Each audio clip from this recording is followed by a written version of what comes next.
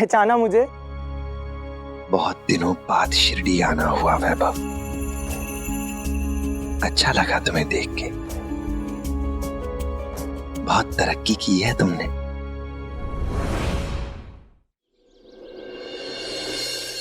रुको।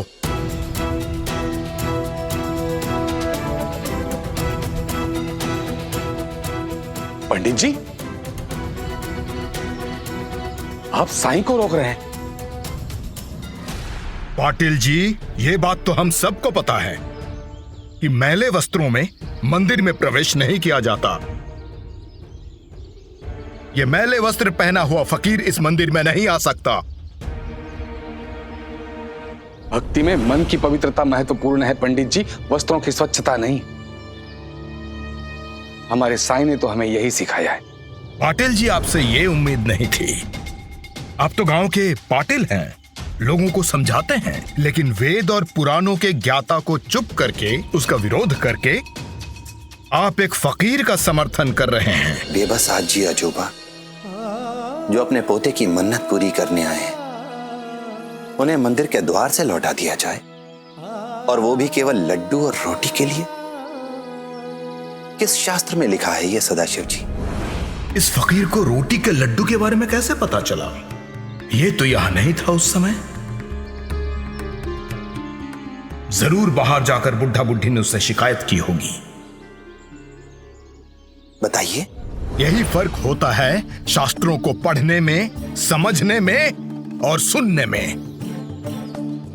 जो लोग शास्त्रों पर प्रश्न उठा रहे हैं, उनसे तर्क वितर्क करने का समय नहीं है मेरे पास। मैं इस मंदिर का पुजारी हूं, यहां पर मेरे नियम चलेंगे। दोपहर में मंदिर बंद रहेगा, और तुम जो सिर्फ मैले कपड़े पहनते हो, तुम्हारे लिए इस मंदिर में प्रवेश वर्जित है। भाऊ, ये आप क्या कह रहे हैं? साईं का अपमान हम बिल्कुल बर्दाश्त नहीं कर सकते। और जहां साईं नहीं जाएंगे, वहां हम भी नहीं जाएंगे। हाँ, जहां साईं नहीं, वहां हम नहीं। हाँ। आज तक मेरा इतना अपमान कभी कहीं भी नहीं हुआ। मैं तो काशी प्रयाग जा रहा था अपने पिता की अस्थि विसर्जित करने के लिए, मगर मैं यहां आया इस गांव में, शिरडी में, इस मंदिर की सेवा करने के लिए, गांव की सेवा करने के लिए। आप लोग मुझे अपमानित कर रहे हो। आप बिल्कुल ठीक कह रहे हैं। आज के बाद से पाटिल जी, श्रीकांत जी, महालसापति जी, चंदू या फिर कोई भी आपके नियमों में बाधा नहीं बनेगा। लेकिन साईं, सदाशिव जी इस मंदिर के पुजारी हैं, इसलिए इन्हें पूरा अधिकार है, पूरा हक है कि ये मंदिर के नियमों को निर्धारित करें।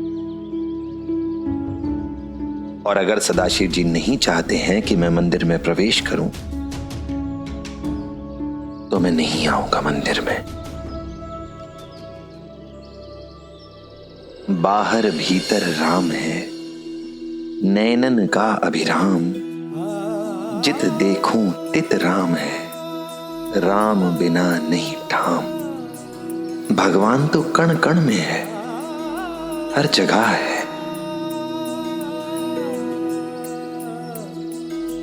वो ईश्वर इस मंदिर तक सीमित नहीं है, वो तो पेड़ में है, पौधों में है, यहां तक कि बच्चों में भी है।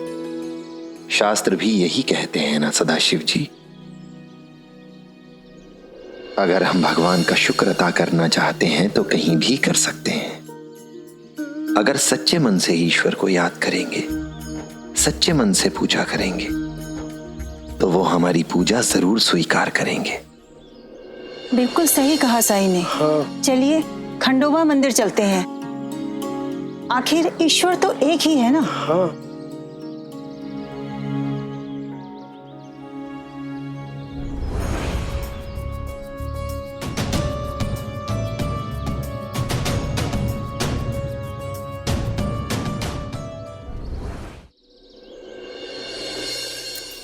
शुरू शुरू में दिक्कत होगी, बाद में सब सीख जाएंगे।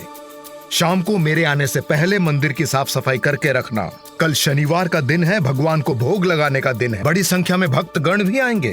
तुम अभी जाकर दुकानदार से प्रसाद बांटने के लिए पत्तल ले आओ। जी पंडित जी। ठीक है जी। चलो। पंडित जी, पैसे? पैसे किस बात के? दुकानदार से कहो प्रसाद बांटने के लिए चाहिए।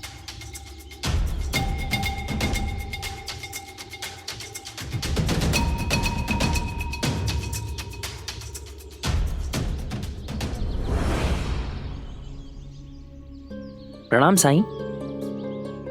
राम जी भला करें।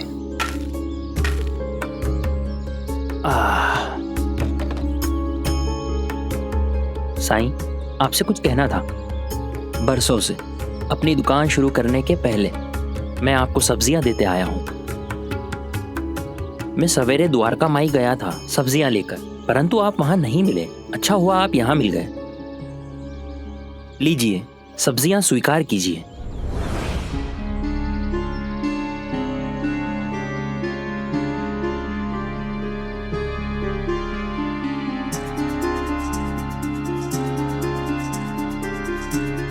धन्यवाद।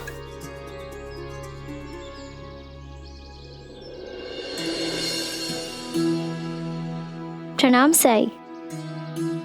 कैसी हो यमुना? ठीक हूँ साई, ये मेरी काकी है।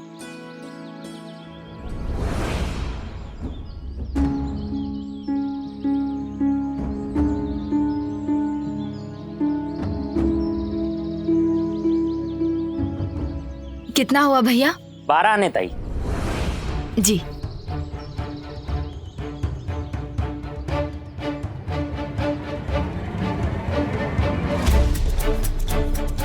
सुनंदा, क्या कर रही हो? जी जी।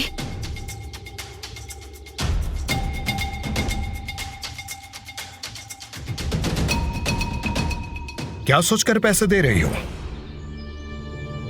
जी जी, वो कल भोग लगना है ना, तो उसके लिए। वो मुझे दिख रहा है, लेकिन किस बात के पैसे दे रही हो? हमारे गांव में जब हम भोग के लिए सामान लाते थे तो क्या किसी दुकानदार को हमने कभी पैसे दिए? तो यहां क्यों देंगे? जी, वो मुझे लगा कि ये हमारा गांव नहीं है तो।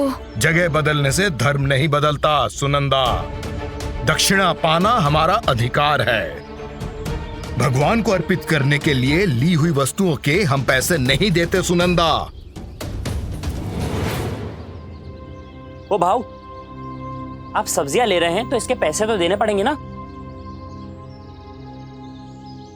पंडित से पैसे लोगे? फलोगे कैसे? नर्क में जाओगे, नर्क में। आप इतने ज्ञानी हैं तो आपको पता होना चाहिए कि थोड़ा पैसा भी गरीब के लिए कितना मायने रखता है। क्यों मेरा नुकसान कर रहे हैं आप? अच्छा, मैंने लिया तो नुकसान हो गया, और इस फकीर ने लिया तो तुम्हारा नुकसान कहां गया है? मैं भगवान की सेवा करने के लिए लेता हूं, और ये फकीर अपने लिए, जो करता कुछ नहीं है, दिन भर घूमता रहता है, लोगों के काम में टांग अड़ाता है। काम का ना काज का, दुश्मन अनाज का।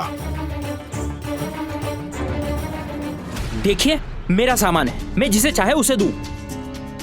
और आप साईं के बारे में उल्टा सीधा मत बोलिए। साईं ने हम शिरडी वासियों के लिए क्या क्या किया है, इतना कोई और नहीं कर सकता। और आप अपनी तुलना साईं से ना करें तो ही बेहतर है। मुझे गुस्सा दिखा रहा है? एक पंडित को डरा रहा है? इतनी हिम्मत तेरी? आओ।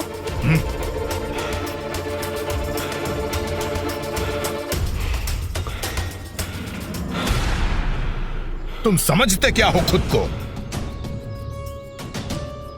तुम जानते नहीं हो एक पुजारी में कितनी शक्ति होती है। वो दिन भर प्रभु की सेवा करते रहता है, प्रभु का वो प्रिय होता है।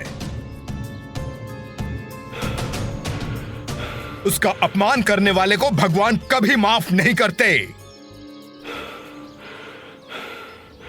आपकी इन गीदड़ भपकियों से मैं नहीं डरने वाला। आपके शास्त्र में क्या लिखा है मुझे उससे कोई लेना देना नहीं। आपने मुझसे सब्जियां ली हैं, इसके पैसे दीजिए। मैं अपनी मेहनत की कमाई यूं ही नहीं छोड़ने वाला। सुनो, अगर तुम्हें बुरा ना लगे, तुम्हें कोई एतराज ना हो, तो क्या मैं अपनी सब्जियां इन्हें दे दूं? ए फकीर, तेरी भीख नहीं चाहिए मुझे।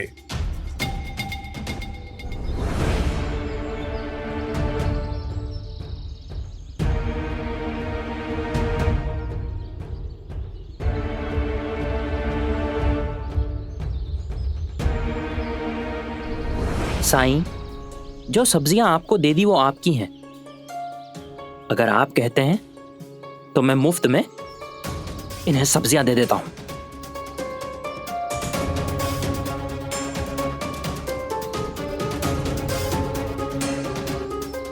देखा आपने कितने दयालु हैं हमारे साईं। आप इनका अपमान कर रहे थे या आपके हित के बारे में सोच रहे हैं? आपका हित चाह रहे हैं। भाऊ, भाई कितना पैसा हुआ? 12 आने।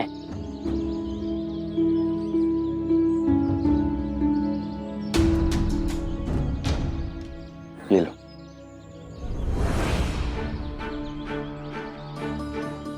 भाऊ,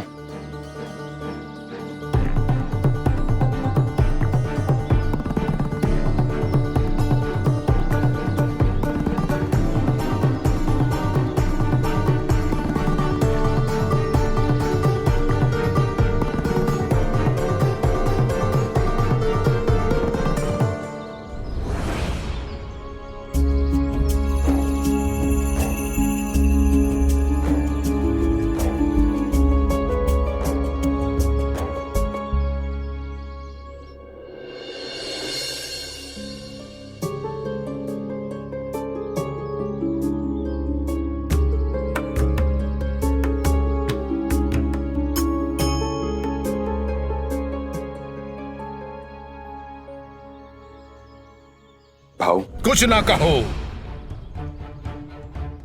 महालसापति, तुम मेरे सगे भाई नहीं हो, लेकिन मैंने तुम्हें सगा भाई ही माना है। छोटे हो मुझसे, मैं तुम्हारे घर में मेहमान हूं। उसका मान रखते हुए मैंने कभी तुम्हारी पूजा में कमी नहीं निकाली, लेकिन तुमने बड़े भाई का मान नहीं रखा। जब से इस गांव में आया हूं, देख रहा हूं मैं, तुम दूसरों का समर्थन करते हो। कभी उन बच्चों का, कभी उस फकीर का, कभी गांव वालों का, और आज तो तुमने उस सब्जी वाले को पैसे दे दिए। क्या जरूरत थी? महालसापति, सवाल यह नहीं है कि मैं पैसे नहीं दे सकता, सवाल सिद्धांतों का है। काकी,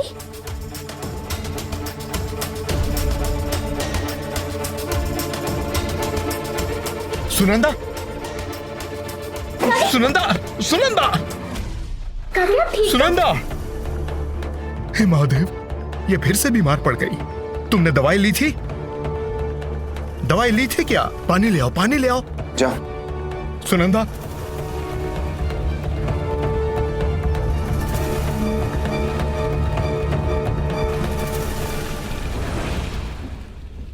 हाँ, पानी पियो।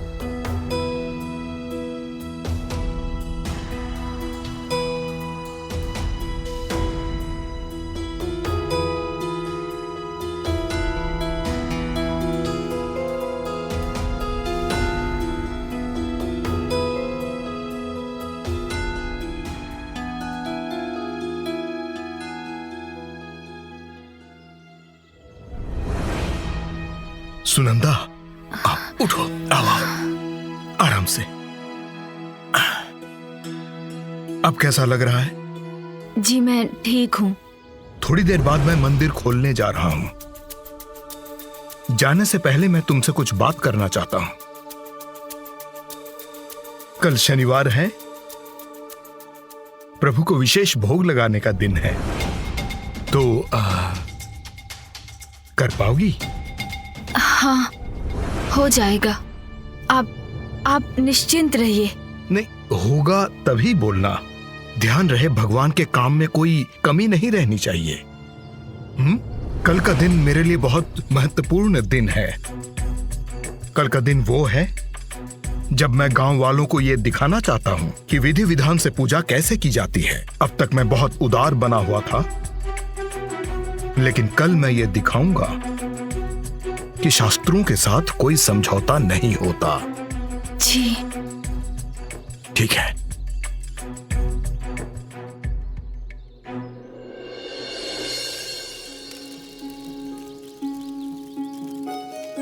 शास्त्र शस्त्र नहीं है, पूजा आडंबर नहीं है। शास्त्र तो मनुष्य के जीवन को दिशा देने के लिए है। मनुष्य के जीवन को अंधकार से प्रकाश की ओर लाने के लिए है शास्त्र।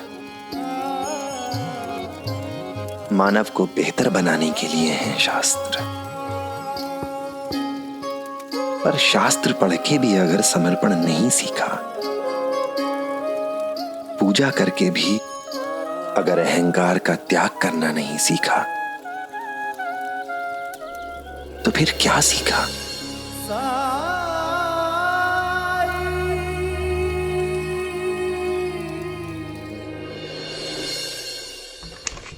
देवा देवा देवा देवा, शिव शिव शिव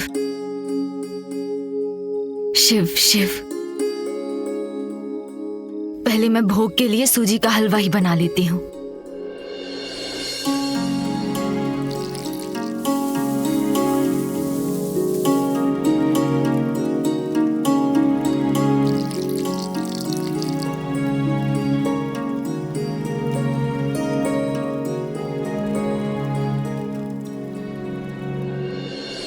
हर हर महादेव।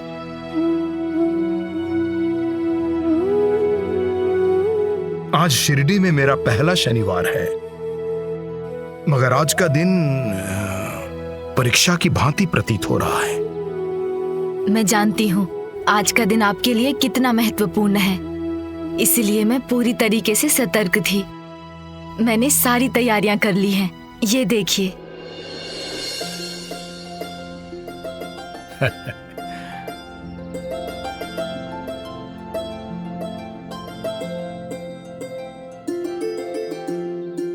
अरे वाह, शाबाश सुनंदा। तुम्हारा स्वास्थ्य ठीक ना होते हुए भी तुमने बड़ा अच्छा काम किया है। मुझे पूरा विश्वास है भगवान तुम पर जरूर प्रसन्न होंगे।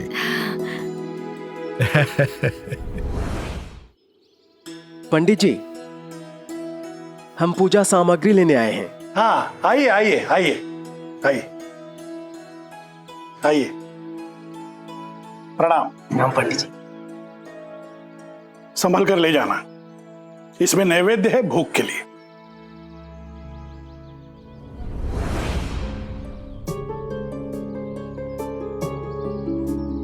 ले जाओ मंदिर। मैंने तुम्हें पहले ही कहा था, आज का दिन बहुत ही महत्वपूर्ण दिन है। आज के दिन कोई असावधानी नहीं, कोई लापरवाही नहीं। जी पंडित जी, मगर अगर मगर कुछ नहीं। ले जाओ जल्दी, देर हो रही है। हाँ।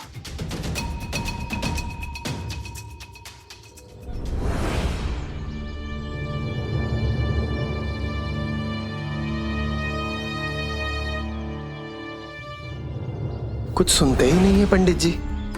मैं उन्हें कब से बताने की कोशिश कर रहा था कि शनिवार की पूजा के लिए तो आसपास के गांव से भी भक्तजन शिरडी आते हैं। हाँ, ये नैवेद्य कम पड़ेगा सबके लिए। मैं भी यही कहना चाह रहा था उनसे। खैर, पहले ये सामान रख देते हैं, पंडित जी जब आएंगे तो उन्हें तुरंत बता देंगे। ये सही रहेगा।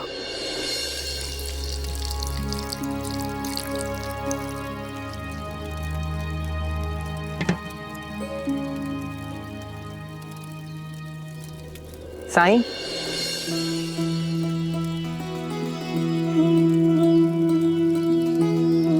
प्रणाम साईं। राम जी भला करें। पहचाना मुझे?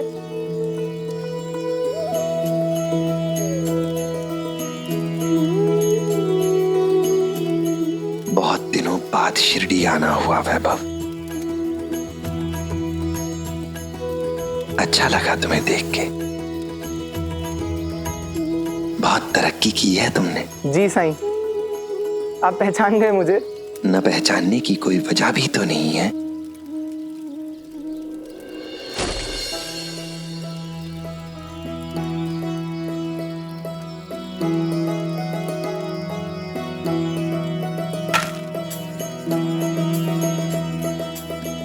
हाथ आई नौकरी को इस तीर की तरह समझो और कार्यस्थल को इस धनुष की तरह। अच्छा काम और मेहनत कभी बड़े अधिकारियों की नजर से छुप नहीं सकते। अगर काम करते रहोगे, नौकरी में लगे रहोगे, तो उन्नति के अवसर भी मिलेंगे। अंदर आओ।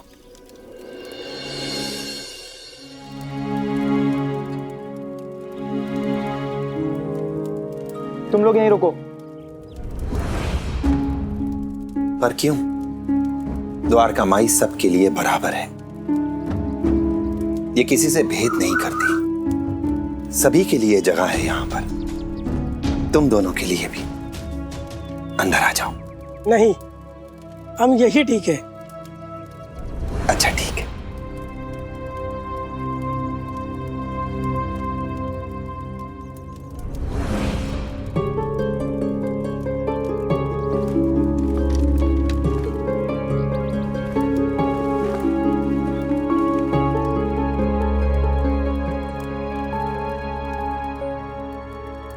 साईं, आप सही थे।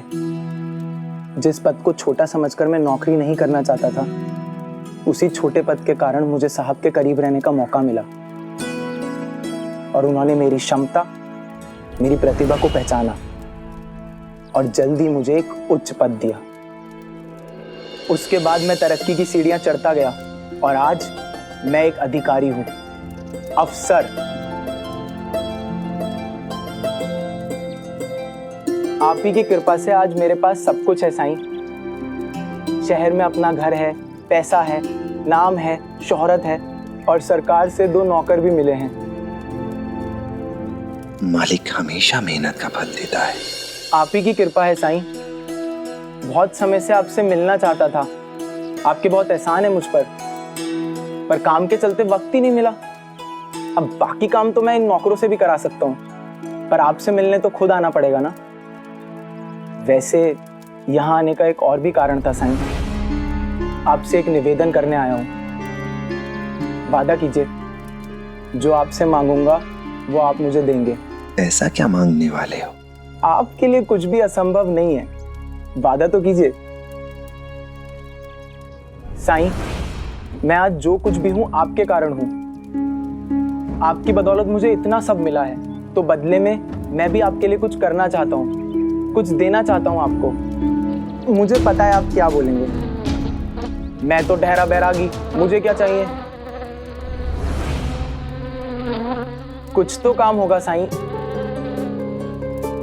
आप कहें तो मैं द्वारका माई की मरम्मत करा देता हूं, वरना किसी और के लिए मैं कोई मदद कर दूं या कोई दान पुण्य का कर्म करूं। कोई तो काम होगा, कोई तो बात होगी साईं जो मैं आपके लिए कर सकूं। बोलिए ना साईं, आपने वादा किया था। सोच लो, पूरा कर पाओगे? जरूर साईं। मेरे पास इतना पैसा तो है कि मैं आपकी कोई भी इच्छा पूरी कर सकूं।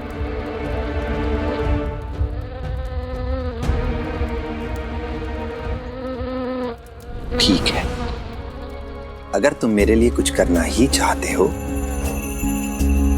तो इन मक्खियों को यहां से भगा दो। ये मुझे भी बहुत परेशान करती हैं। भगा दो इन्हें यहां से। बस इतनी सी बात। सुनो। नहीं वैभव, मेरे लिए तुम कुछ करना चाहते थे, तुम्हारी इच्छा थी, इसलिए पूरी भी तुम्हें ही करनी होगी। इन मक्खियों को तुम्हें ही भगाना होगा, वो भी बिना किसी की मदद लिए। जरूर साईं। सुनो, हाथ से चलाने वाला पंखा लेके आओ। जी साहब।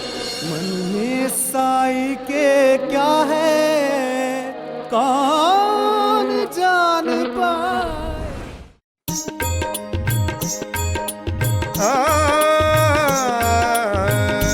आरती कीजे हनुमान लला की, दुष्ट दलन रघुनाथ कला की।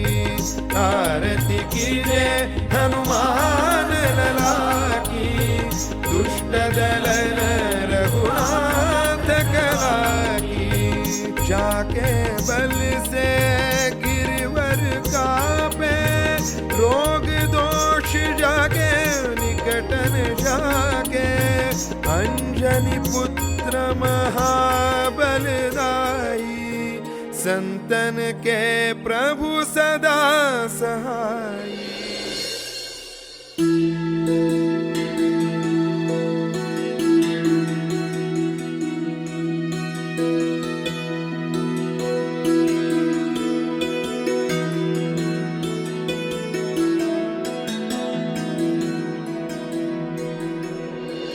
बोलो पवन पुत्र हनुमान की जय, बजरंग बली की जय।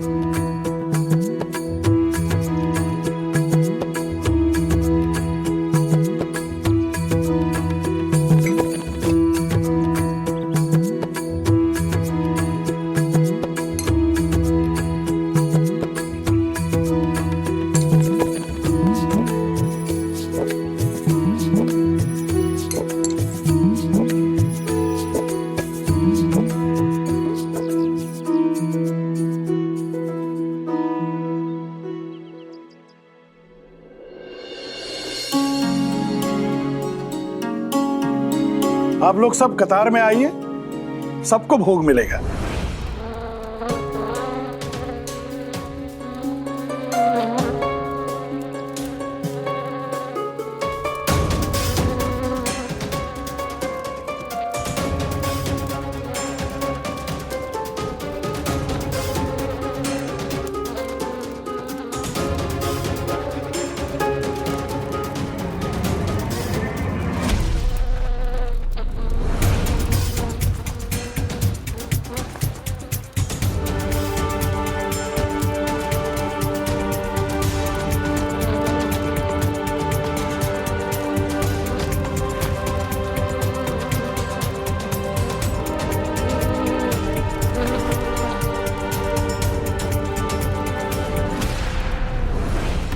मेरे पास सब कुछ है।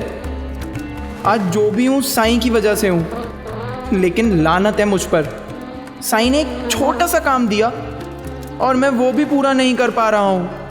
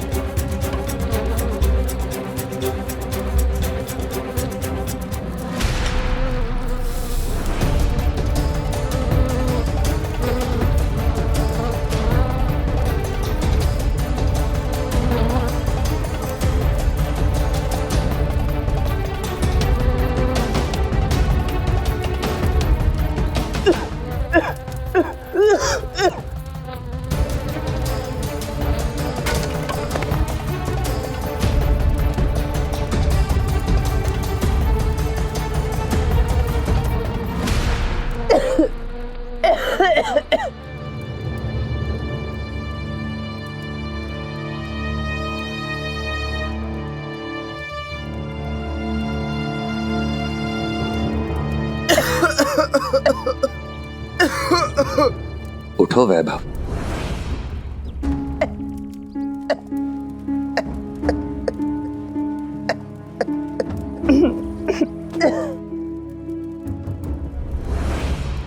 मुझे माफ कर दीजिए साईं, ने इतना छोटा सा काम मुझे सौंपा और मैं वो भी नहीं कर पाया। मैं बहुत शर्मिंदा हूँ साईं। कोई बात नहीं। आपने मुझे मक्खियाँ भगाने वाला काम क्यों सौंपा? आप जानते थे ना मैं इसमें असफल रहूंगा। तुम्हें जो काम सौंपा था उसके पीछे मेरी ये धारणा बिल्कुल नहीं थी कि तुम असफल हो जाओ या शर्मिंदगी महसूस करो। तो फिर आइए।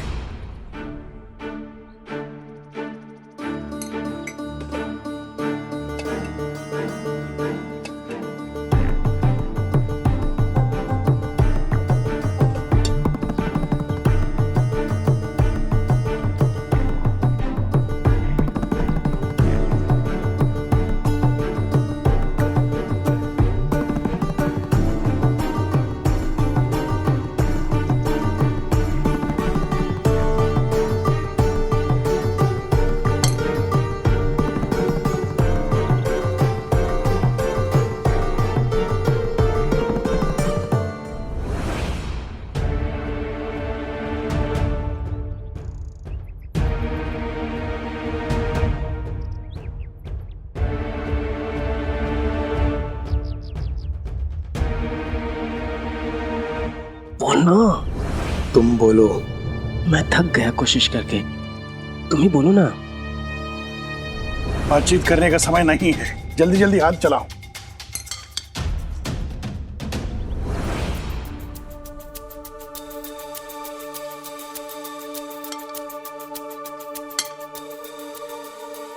पंडित जी।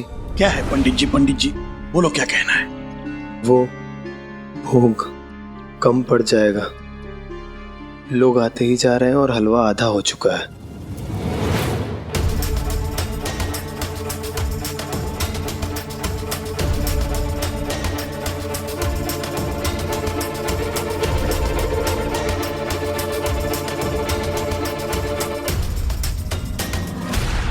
महामूर्खों, पहले नहीं बताना चाहिए था। पंडित जी कब से आपको यही बताने की कोशिश कर रहे थे, लेकिन आप बहाने मत बनाओ। अब जल्दी से जाकर मेरी धर्मपत्नी से कहो कि भोग बनाए।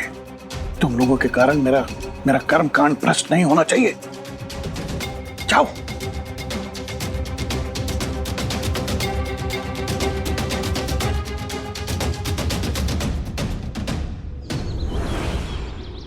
हे देवा, ठहरो, मैं जल्दी कुछ बना के देती हूँ। क्या बनाऊं जल्दी में? खिचड़ी बना लेती हूँ, जल्दी हो जाएगी।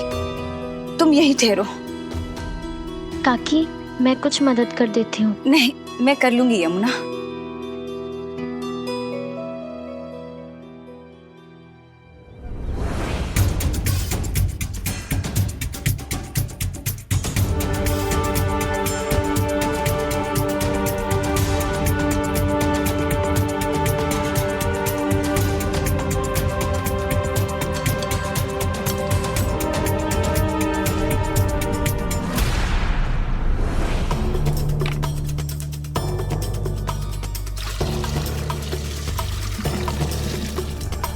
काकी, मैं कुछ मदद करूं? नहीं नहीं यमुना।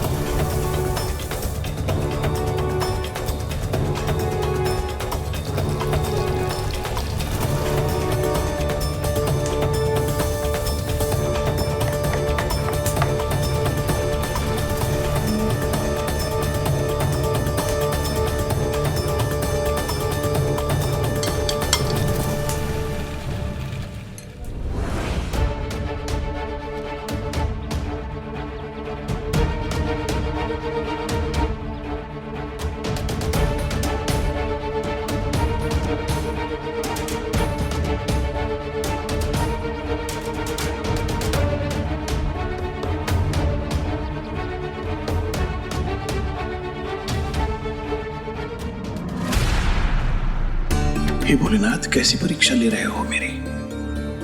अगर किसी एक को भी भोग न दे पाए तो अनर्थ हो जाएगा।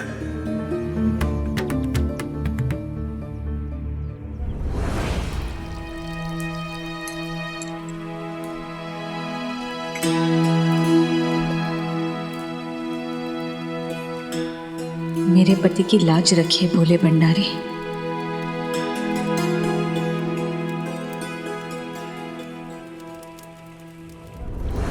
आमतौर पे लोगों की सोच ये होती है कि अगर उनके पास पैसा है तो उनके पास सब कुछ है, और पैसा आने के साथ साथ ये धारणा और भी गहरी होती जाती है, अहंकार में बदल जाती है।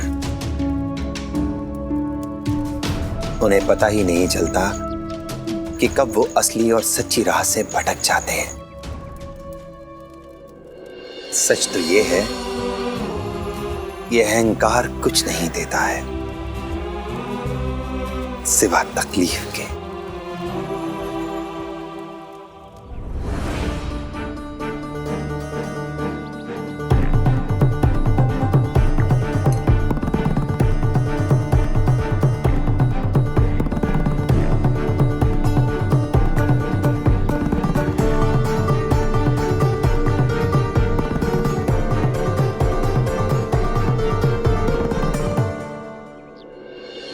जो सच्चा ज्ञानी है, जो ईश्वर को सच्चे दिल से मानता है, वो सिर्फ विनम्रता जानता है,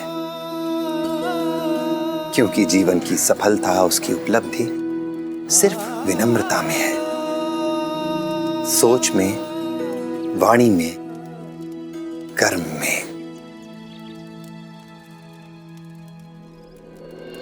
माफ कर दीजिए साईं, मुझे सच में पता नहीं चला कि कब मुझ में ये अहंकार घर कर गया। अब मैं आपसे वादा करता हूँ, आपकी इस सीख को पाकर मैं पूरी जिंदगी विनम्र बने रहने का प्रयास करूंगा। विनम्रता समझ गए हो तो अब तुम मेरे लिए कुछ कर सकते हो।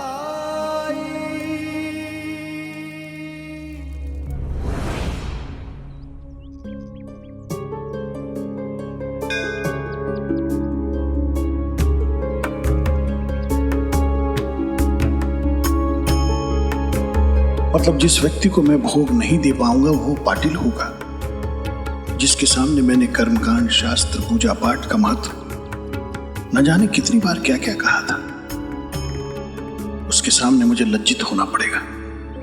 शिव शिव शिव शिव।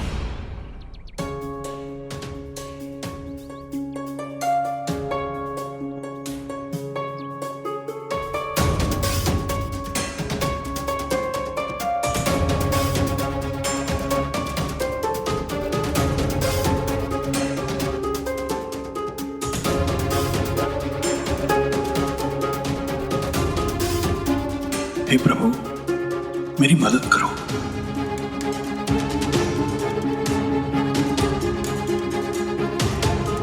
पाटिल जी, भोग खत्म हो गया।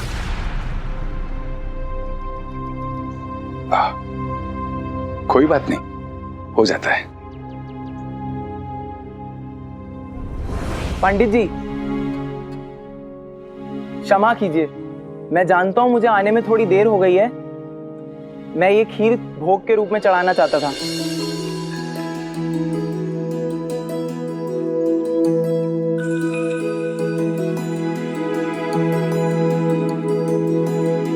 भगवान ने मेरी सुन ली।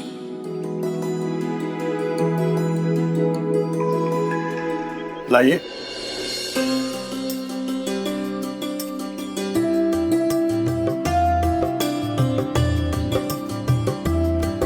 धन्यवाद।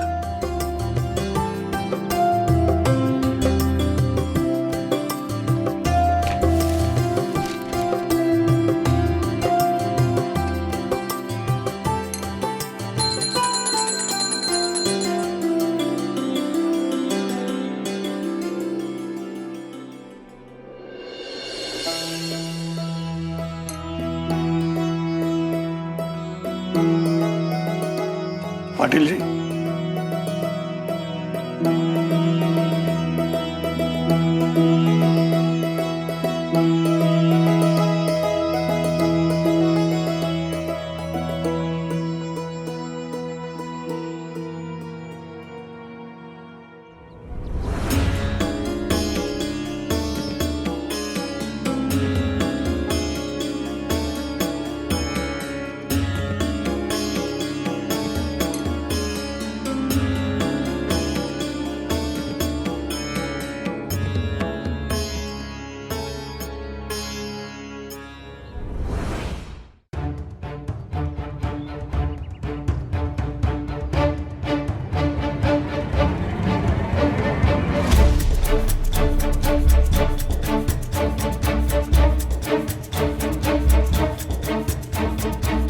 यहां संभालो।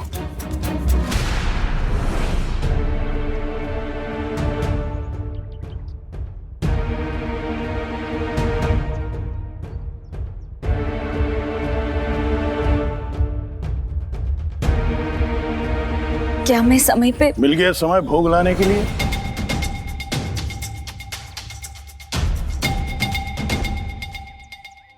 माफ कर दीजिए मुझे।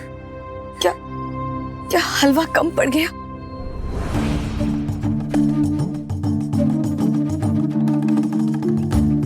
वो तो भगवान मेरी सेवा से प्रसन्न थे, इसलिए उन्होंने एक भक्त भेज दिया खीर लेकर, ऐन समय पर। अगर मैं तुम्हारे भरोसे रहता ना तो मेरे हाथों से पाप हो जाता, समझी तुम? अपने पूरे जीवन काल में इस तरह का अपमान सहने की परिस्थिति कभी नहीं आई थी जो आज तुम्हारी वजह से आई है। माफ कर दीजिए मुझे। मुझसे बहुत बड़ा पाप हो गया।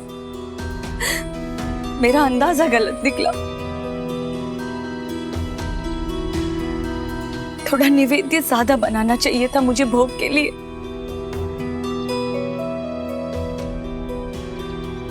बच जाता तो चल जाता, लेकिन कम नहीं पड़ना चाहिए था। माफ कर दीजिए मुझे। काकी, आप क्यों खुद को दोषी मान रही हैं? इसमें आपकी कोई गलती नहीं है। अब इतने ज्यादा लोग आ जाएंगे तो कोई क्या कर सकता है?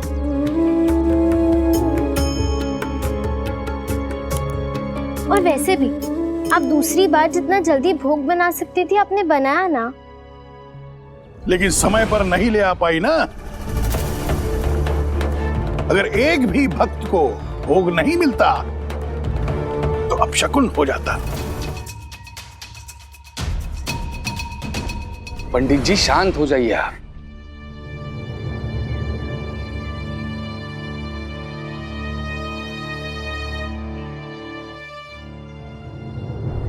आप इन्हें क्यों डांट रहे हैं? सब ठीक हो गया, भोग सबको मिल गया पंडित जी। और रही बात शगुन अपशगुन की, वो तो सब हमारे बनाए हुए हैं। और पहले भी तो कई बार मंदिर में प्रसाद नहीं मिला है। कहीं कोई अनिष्ट नहीं हुआ? अनिष्ट नहीं हुआ? पाटिल जी, मैंने ऐसा सुना है कई बार शिरडी में सूखा पड़ा है। अगर शास्त्रों का पालन करते आप लोग तो हरे भरे खेत लहलहाते, कुएं जलकुंड पानी से लबालब भरे रहते। लेकिन ऐसा नहीं हुआ। भगवान का काम सही समय पर नहीं करना पाप करने जैसा ही है, जो कि आज सुनंदा से भी हुआ। पंडित जी ऐसा कुछ नहीं हुआ है। आपके लिए नहीं हुआ है, लेकिन मेरे लिए जब भोग कम हो रहा था वो क्षण, हर क्षण 1000 बार मरा हूं, 1000 बार। मेरी धर्मपत्नी का जीवन में एक ही उद्देश्य है, पूजा में मेरी मदद करना, जिसमें वो आज असफल रही।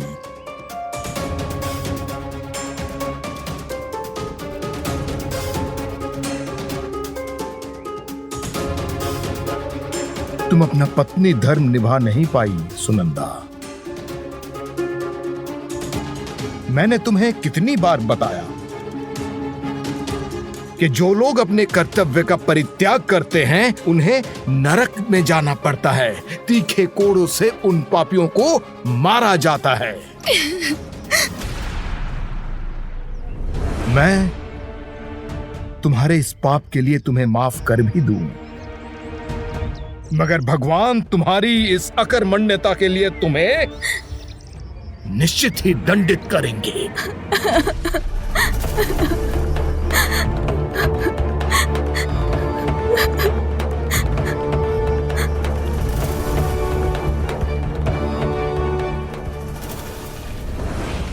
काकी, आप ठीक तो है ना? यमुना बेटा, इन्हें घर ले जाओ, संभाल कर ले जाना। हाँ, जाओ। चलिए काकी।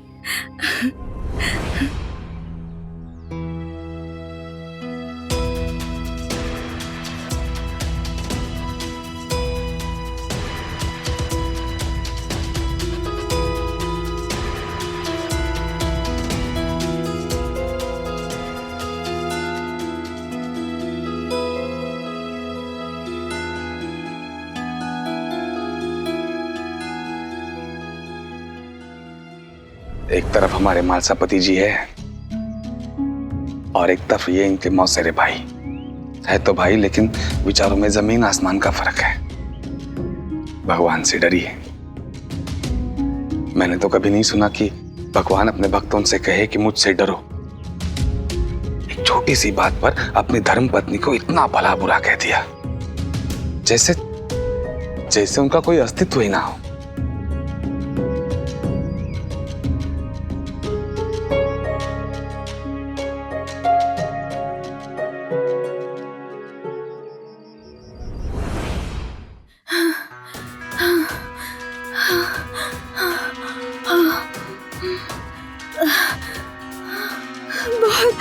बहुत बड़ा पाप हो गया मुझसे यमुना।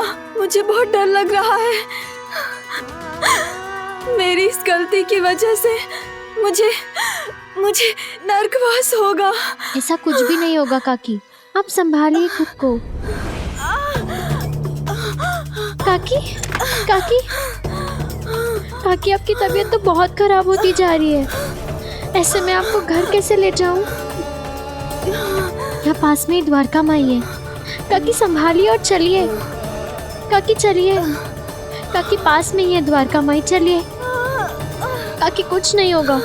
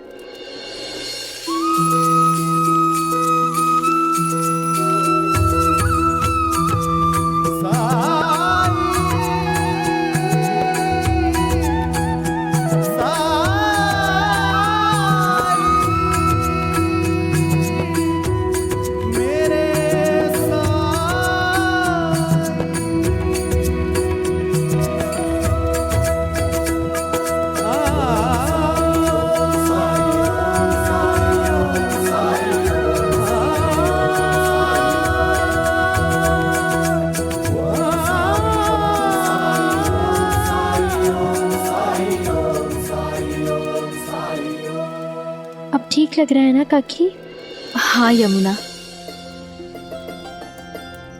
जानती हो जब भी मेरे साथ ऐसा होता है मुझे समय लगता है ठीक होने में, लेकिन आज तो मैं तुरंत ही ठीक हो गई।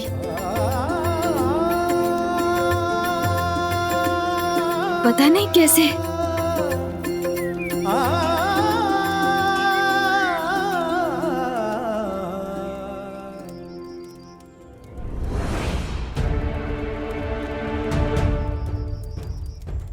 साईं, आपने हमारी मदद की। माफ कीजिएगा साईं, पर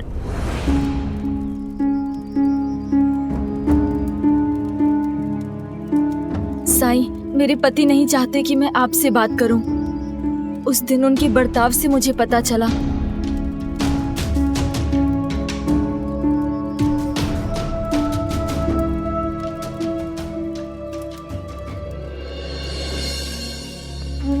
काकी, काका से समझने में कोई गलती हुई है।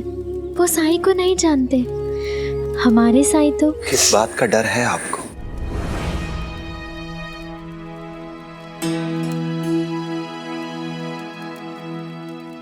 साईं,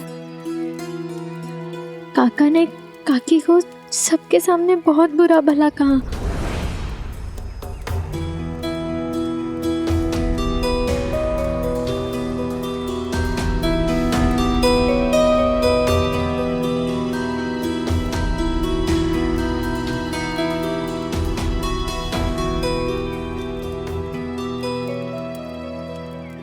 उन्होंने कहा कि काकी ने पाप किया है और उन्हें नरकवास होगा।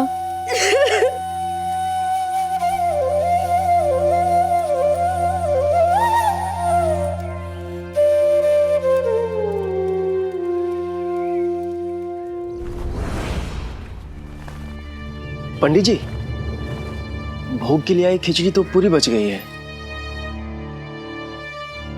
गरीबों में बांट दो। जी पंडित जी।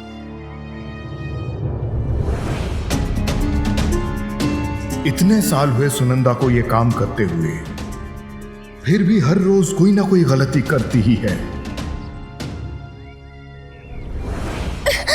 तो चाहिए काकी, मुझे भी बहुत बुरा लगा जब उन्होंने आपको डांटा। पता नहीं मैं होती तो क्या करती।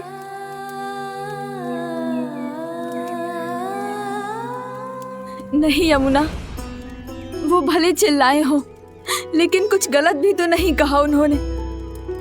मेरी गलती थी, पहले तो मैंने भोग कम बनाया, दोबारा भोग समय पर पहुंचा नहीं पाई। मुझे अपने लिए कोई दुख नहीं है, बल्कि मुझे इस बात की खुशी है कि मेरी गलती होने के बावजूद उनके कर्म कांड में कोई रुकावट नहीं आई। ईश्वर की कृपा है उन पर। मेरा क्या, मैं तो हूं ही पापिनी और नर्क में ही जाऊंगी, और जाना भी चाहिए, क्योंकि मैं कुछ भी तो ढंग से नहीं करती, हमेशा गलती करती रहती हूँ।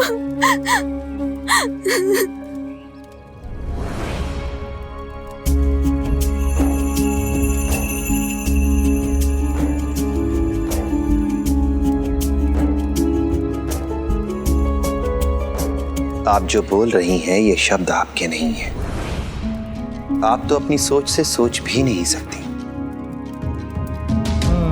क्योंकि बहुत समर्पित हैं आप। पर मेरा तो ये मानना है कि केवल आज नहीं,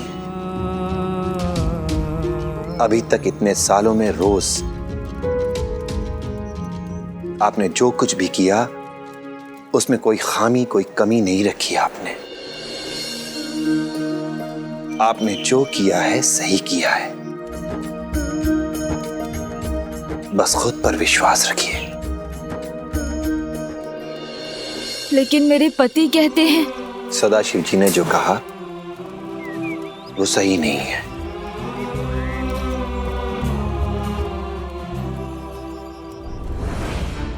नहीं, मेरे पति कभी गलत नहीं हो सकते। भगवान की पूजा करते हैं वो, उनका काम सबसे महत्वपूर्ण है, और मैंने अपनी गलती से उनकी पूजा में बाधा पहुंचाने की कोशिश की है।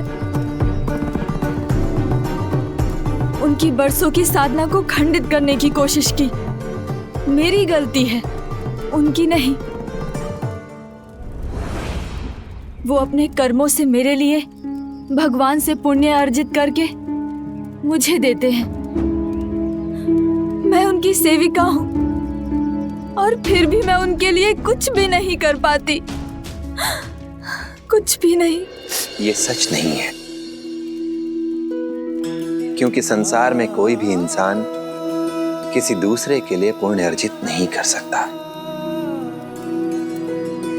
हम सभी के अपने कर्म हैं, और अपने कर्मों के मुताबिक ही हम पाप और पुण्य अर्जित करते हैं। वो मालिक बहुत दयालु है, इतनी छोटी सी बात के लिए वो आपको नर्क नहीं भेजेगा। आप परेशान ना हो। सदाशिव जी ने जो कुछ भी कहा आप भूल जाइए उसे, और मैं उन्हें भी दोष नहीं देता, क्योंकि कभी किसी ने उन्हें उनकी गलती बताई ही नहीं। पर हां, उन्हें समझने की जरूरत है, और उन्हें यह शुरुआत आपकी अहमियत समझने से करनी होगी। मेरी अहमियत? ये आप क्या कह रहे हैं साईं? मैं तो किसी लायक ही नहीं हूँ। मेरी कोई अहमियत कहाँ? छोटा मुंह बड़ी बात साईं। मेरे पति तो निपुण हैं, सर्वगुण संपन्न हैं, दोषहीन हैं। कमियां तो सारी मुझ में ही हैं। आप खुद को कमतर क्यों समझती हैं? अपने बारे में ऐसी सोच क्यों? सच तो यह है कि अगर आपको मौका दिया जाए तो आप वो सब कुछ कर सकती हैं जो आपके पति कर सकते हैं। नहीं साईं, नहीं। मैं कुछ भी नहीं कर सकती हूँ।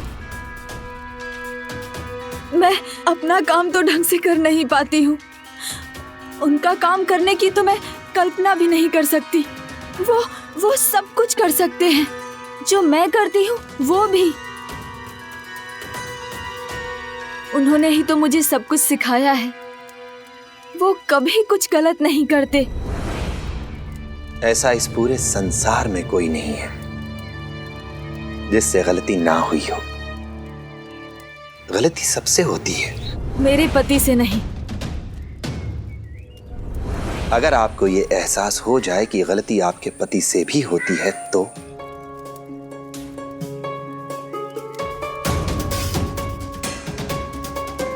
क्या आप डर डर के जीना छोड़ देंगी? तो क्या आप खुद पर विश्वास करने लगेंगी?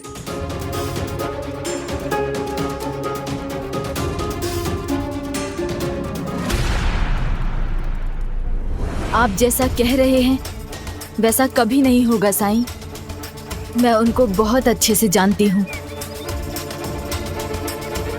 आप उनमें कोई भी कमी नहीं निकाल पाएंगे। मन में साई के क्या है कौन जान पाए।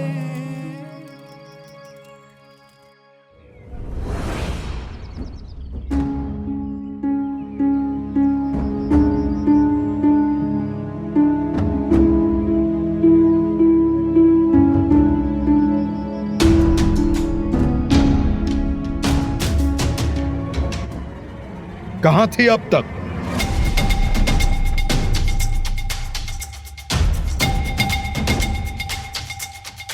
जवाब दो सुनंदा। मुझसे बहुत पहले तुम मंदिर से निकली थी, फिर इतनी देर कहां थी? वो मैं मंदिर से जैसे ही निकली तो रास्ते में मेरी तबीयत बहुत बिगड़ गई थी। यहाँ तक कि चलना संभव नहीं हो रहा था।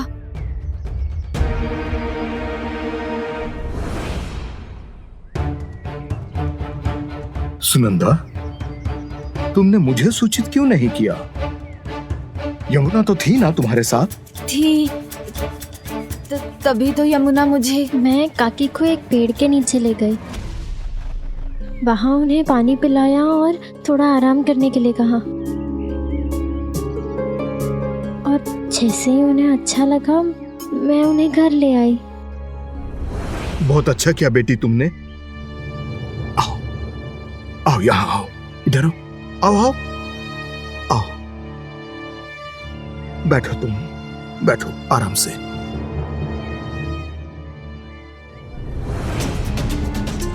झूठ बोलने के लिए माफी चाहती हूँ भगवान, पर अगर काका को ये पता चल जाता कि मैं काकी को द्वारका माई ले गई थी तो पता नहीं वो क्या करते।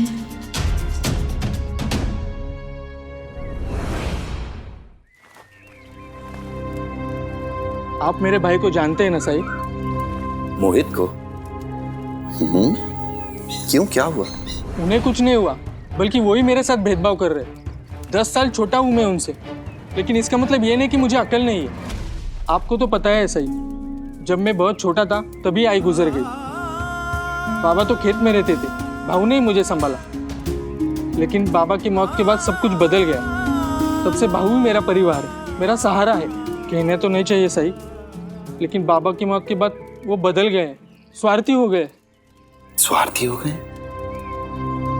तुम्हें ऐसा क्यों लगता है? साई, हम शुरू से ही गरीब रहे, मेहनत मजदूरी करके अपना गुजारा करते आए। बाबा ने मजदूरी करके कुछ चीजें जोड़ी थी, उनमें से एक कंबल है, एक गाय है और एक आम का पेड़ है। बाबा ने मरने से पहले साफ साफ कहा था कि उनके जायदाद का मोहित और चंद्रेश के बीच में बराबर का बंटवारा होना चाहिए। तो क्या मोहित ने तुम्हारा हिस्सा तुम्हें नहीं दिया? यही तो पेच है साई। उन्होंने बराबर का बंटवारा तो किया, लेकिन बड़े ही चतुराई से। भाऊ ने अपने ही तरीके से बाबा के शब्दों की व्याख्या की। ये कंबल देख रहे हैं आप, इसका भी भाऊ ने आधा आधा बंटवारा किया। 8 पहर में 4 पहर मेरे पास और 4 पहर भाऊ के पास। हाँ ठीक तो है, इसमें परेशानी क्या है? आप भी उलझ गए ना सही। मतलब दिन में 4 पहर मेरे पास रहेगा और रात में उनके पास। ऐसे ही उन्होंने गाय के साथ भी किया। गाय का भी आधा आधा बंटवारा किया। मतलब गाय का अगला हिस्सा मेरा और पिछला हिस्सा उन्होंने रख लिया। और आम का पेड़? पेड़ का निचला हिस्सा तुम्हारा और ऊपर का हिस्सा तुम्हारे भाई मोहित ने ले लिया। अब आप ही बताइए, उन्होंने मेरे साथ गलत किया या नहीं? आप ही बताइए, कंबल की असली जरूरत रात को होती है, जब ठंड पड़ती है। रात में वो कंबल का आनंद लेते हैं और मैं ठंड में ठिठुरता रहता हूँ। और इसी तरह दिन भर गाय को चारा मैं खिलाता हूँ और दूध वो निकालते हैं। कुछ ऐसा ही पेड़ के साथ भी होता है। सुबह शाम पेड़ को पानी मैं देता हूँ और फल वो खाते हैं। क्या तुमने अपने भाई को बताया कि तुम इस बंटवारे से नाखुश हो? मुझे यही डर है साई कि मैंने उनसे कुछ कहा तो वो नाराज ना हो जाए, मुझसे झगड़ा ना करे। परिवार के नाम पे एक वही तो रह गए मेरे लिए, और मैं नहीं चाहता कि वो मुझसे नफरत करे। साई, क्या ऐसा कोई तरीका नहीं कि भाऊ को अपनी गलती का एहसास भी हो जाए और हमारे रिश्ते में कोई खटास भी ना आए?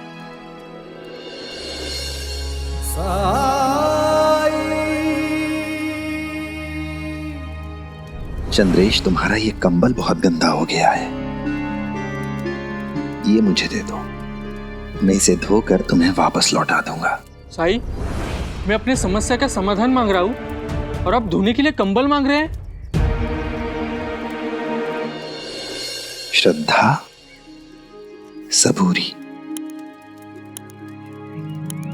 लाओ ये कंबल मुझे दो। मन में साई के क्या है, कौन जान पाए। ओम साई ओम। इधर आओ, आओ आओ, बैठो तुम, बैठो आराम से।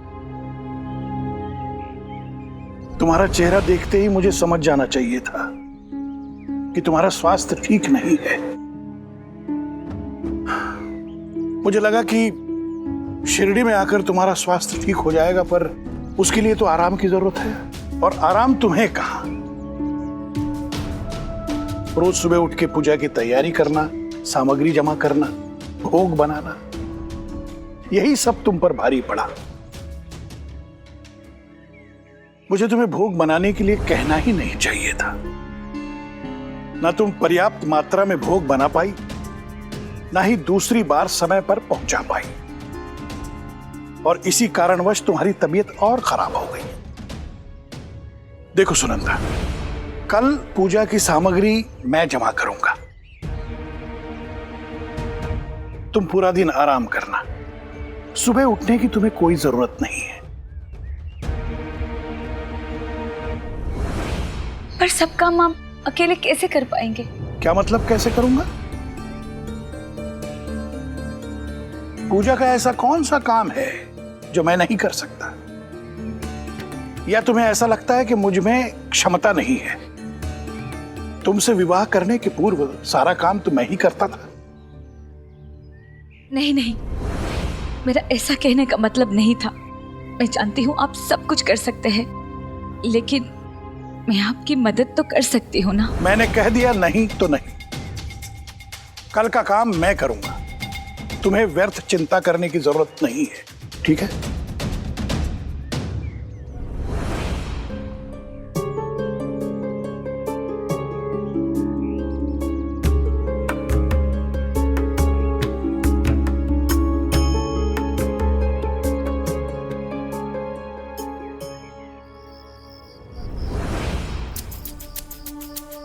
चंद्रेश। हाँ बाबू, इधर हूं मैं। वो गाय को चारा खिला रहा था। रात हो गई है, कंबल कहाँ है? बाबू वो कंबल मेरे पास है।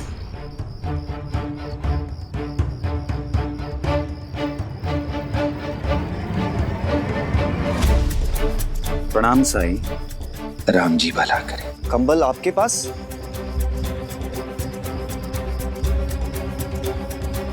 पर इससे तो पानी टपक रहा है। हाँ, वो आज मैंने चंद्रेश के पास दिन में ये कंबल देखा। कंबल बहुत गंदा था, इसलिए मैंने चंद्रेश से मांगकर इसे धो दिया। देखिए, अब ये साफ हो गया है। वो तो ठीक है साईं, पर मैं रात को क्या ओढ़कर सोऊंगा?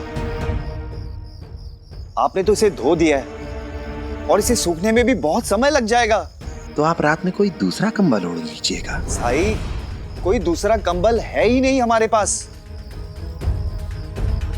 जो भी है बस यही एक है जिसे मैं रात को ओढ़कर सोता हूं। एक ही कंबल है जिसे आप रात में ओढ़कर सोते हैं, तो फिर चंद्रेश रात में क्या ओढ़ता है? वो क्या है कि साईं, चंद्रेश जवान है, गरम खून है, इसका काम तो चादर से ही चल जाता है। माफ कीजिएगा, पर मैंने तो कंबल धो दिया है। ये लीजिए।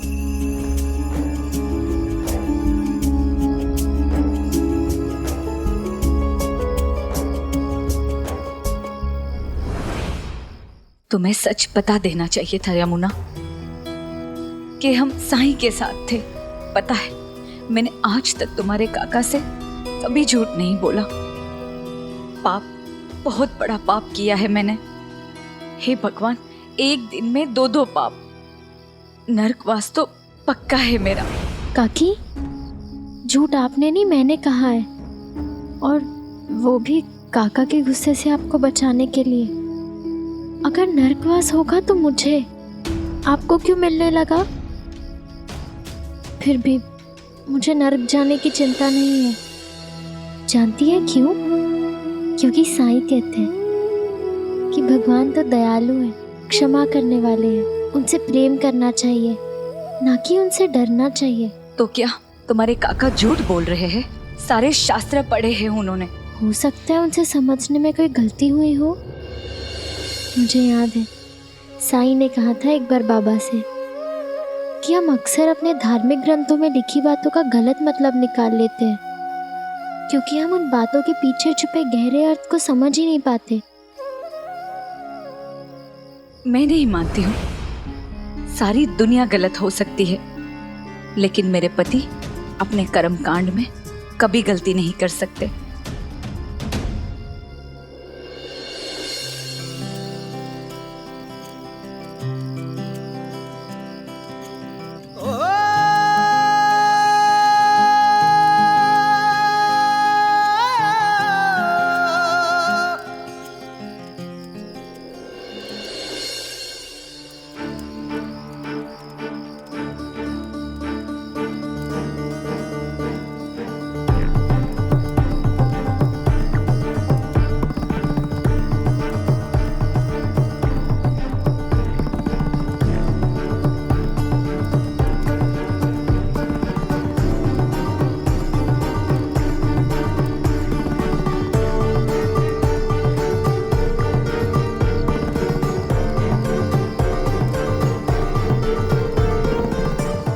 अब समय आ गया है चंद्रेश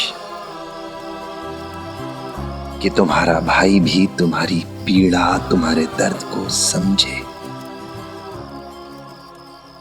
उसे महसूस करे।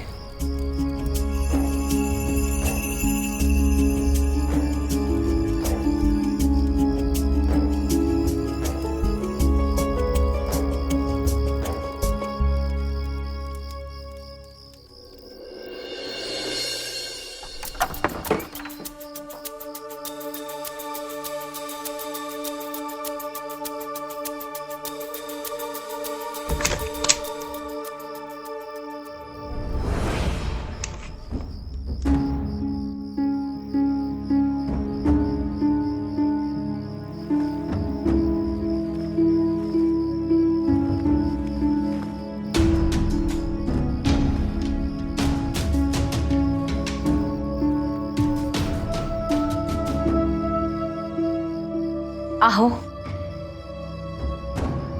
सुनंदा, तुम क्यों उठ गई? मैंने कहा था ना, मैं सब कुछ कर लूंगा। हाँ, आपने कहा था, लेकिन आज मुझे ठीक लग रहा है। आप छोड़ दीजिए, ये सब मैं कर देती हूँ। एक बार बोला ना नहीं सुनंदा, आज तुम एक रुमाल तक नहीं उठाओगी। इन्होंने कहा था मुझसे कि मैं सब कर लूंगा और खुद सूर्योदय से पहले जाग भी गए। मेरे पति को लेकर साईं और यमुना के विचार गलत साबित हुए। मेरे पति सर्वथा उचित है। मैं स्नान करके आता हूँ। जी।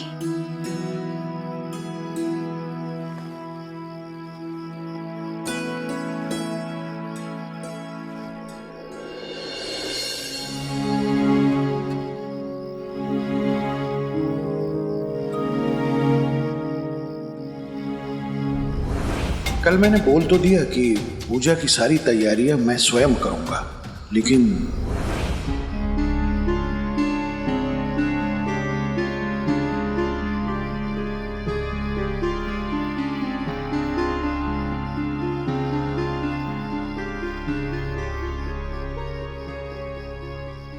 क्या सोच रहे हैं आप?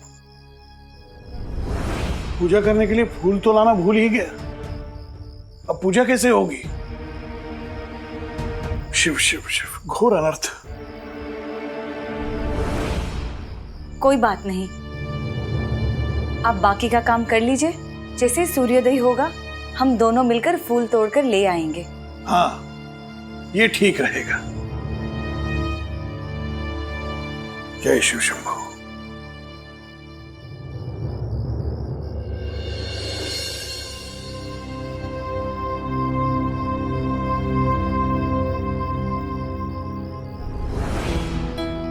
ये फूल लाना कैसे भूल गए?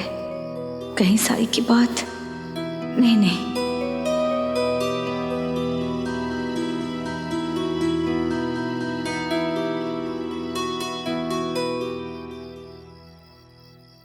मगर फूल तो एक दिन पहले लाते हैं, यानी मेरी जिम्मेदारी थी ये, तो मैं उन्हें दोषी कैसे ठहरा सकती हूँ?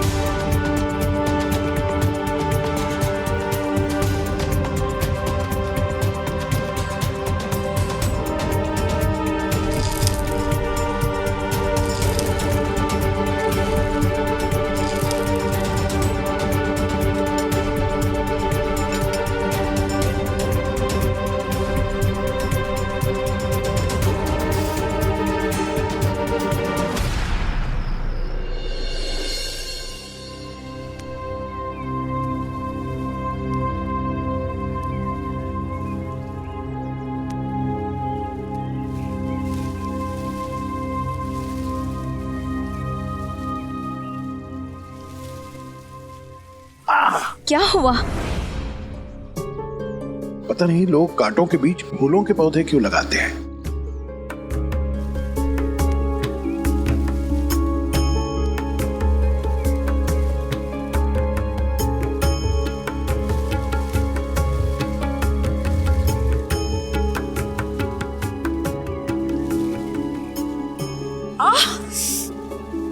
आराम से, संभल के।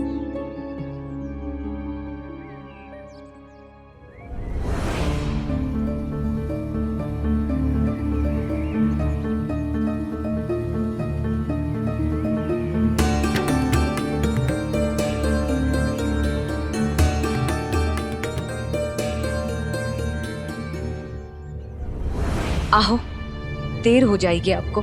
सूर्योदय हो चुका है। दीजिए मैं आपकी मदद करती हूँ। देखो सुनंदा, मैं संभाल सकता हूँ, ये मेरे लिए कोई बड़ी बात नहीं है। दीजिए ना, दीजिए मैं आपकी मदद करती हूँ। वहिनी, पूजन सामग्री अभी तक तैयार नहीं हुई है पंडित जी। थोड़ी देर में तो मंदिर खोलने का समय हो जाएगा। उसकी चिंता तुम मत करो। मंदिर जाकर मंदिर की और मूर्ति की साफ सफाई करो, तब तक मैं सारी सामग्री लेकर आता हूं। जाओ। जी पंडित जी।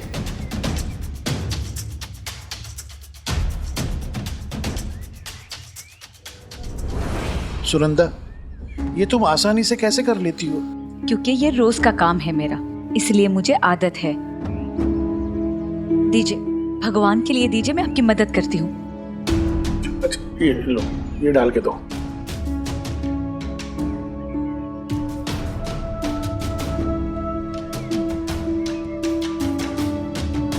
हाँ, लाओ। आप भी कर सकते हो, बस तरीका मालूम होना चाहिए। मतलब तुम ये कहना चाहती हो कि मैं माला नहीं बुन सकता? सुनंदा, तुम भूल रही हो कि मैं एक पुजारी हूं। मैं पूजा का सब कुछ कर सकता हूं। तुम यहां क्या कर रही हो? तुम जाओ, जाके आराम करो। मैं अपने बलबूते पे ये सब कुछ कर लूंगा। जाओ तुम। मुझे पता है, लेकिन देर हो रही है आपको। दीजिए मैं आपकी मदद करती हूँ। तुम जाओ और जाकर आराम करो, ठीक है? जाओ।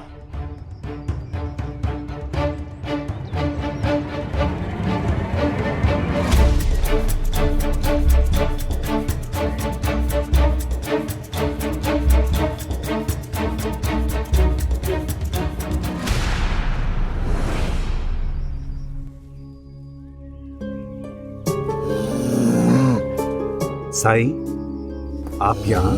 आओ, अपनी गाय आज सुबह से कुछ खा नहीं रही थी। मुझे लगा शायद उसकी तबीयत खराब। यही सोचकर मैंने साई को बुला लिया।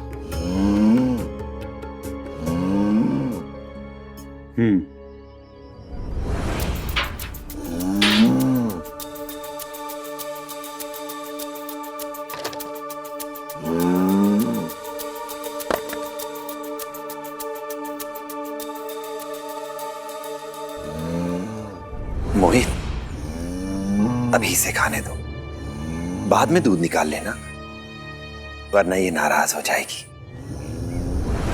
ऐसी सोच इंसानों की होती है साईं, पशुओं में इतनी समझ कहाँ।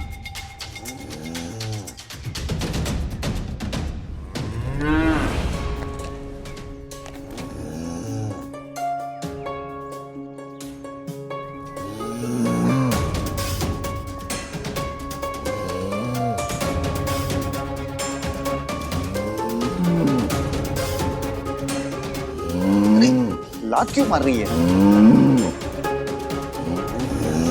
अरे सर क्यों हिला रही है?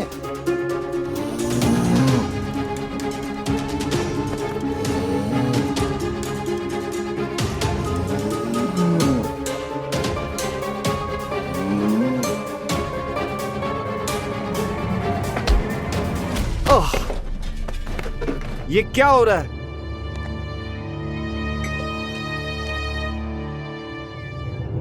तुम्हारी गाय ने रात से कुछ नहीं खाया है। बिना आहार के दूध कैसे देगी ये? अब तुम्हें शाम तक इंतजार करना होगा। अजीब मुसीबत है। एक तो बीती रात ठंड के कारण ठीक ढंग से सो नहीं पाया। सुबह हुई तो गाय दूध नहीं दे रही है। लगता है मेरे ग्रह नक्षत्र ही ठीक नहीं चल रहे हैं। मतलब आज बाजार से दूध खरीद के लाना पड़ेगा।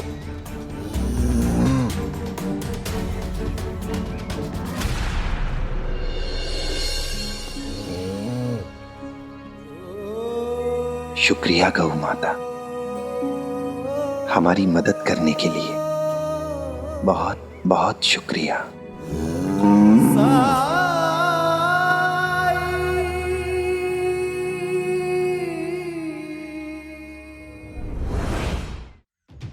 तुमने अच्छे से सुना था ना कि पंडित जी खुद सामान लेकर आएंगे?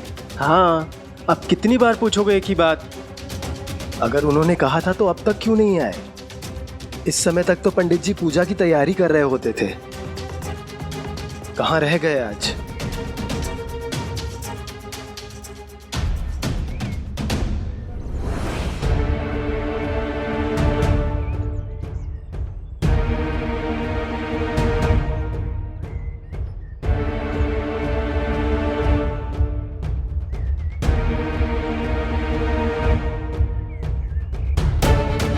हे प्रभु, ये मुझसे कैसा पाप होने जा रहा है? अगर मैं वक्त पर पूजा शुरू नहीं कर पाया तो मेरी पूरी जिंदगी की तपस्या भंग हो जाएगी। प्रभु मदद करो।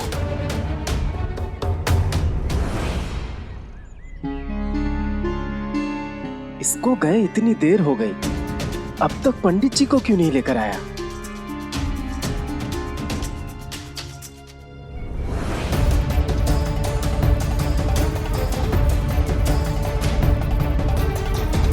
अब तो भक्तजन भी आने शुरू हो गए हैं और पंडित जी नदारद हैं।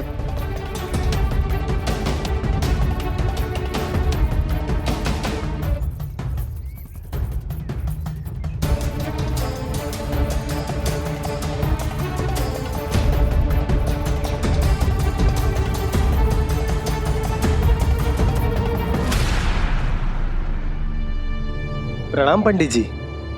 हाँ बोलो। जल्दी चलिए, भक्तजन मंदिर पहुंचने भी लगे हैं। लेकिन अभी मंदिर खुलने में समय है। पंडित जी, लगता है आपने बाहर नहीं देखा।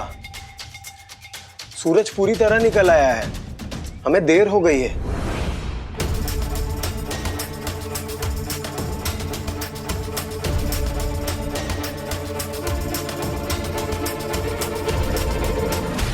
अगर आपको ये एहसास हो जाए कि गलती आपके पति से भी होती है तो तुम आओ, जल्दी आओ। ये पूजा की थाली उठाओ, चलो जल्दी, चलो चलो चलो।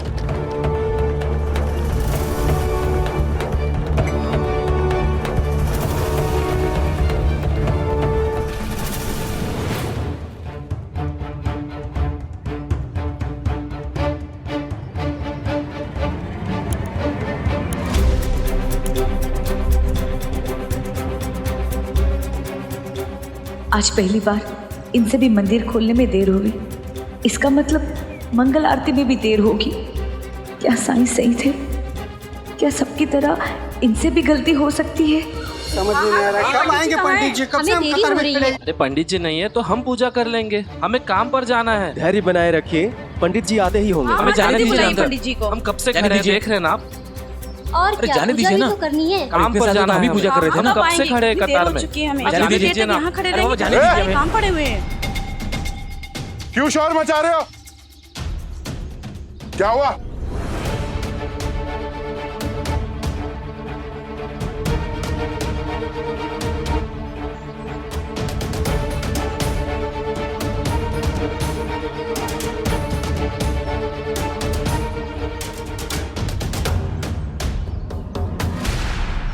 अब आप ही बताइए क्या करेंगे?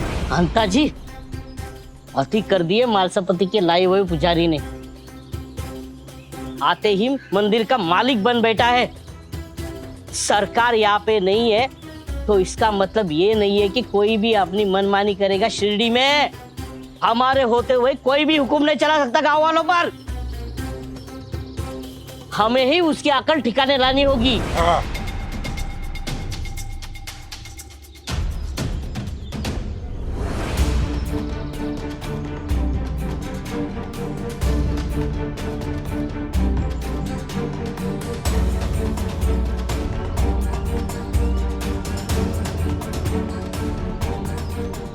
प्रणाम पंडित जी, बड़ी देर कर दी आपने आने में।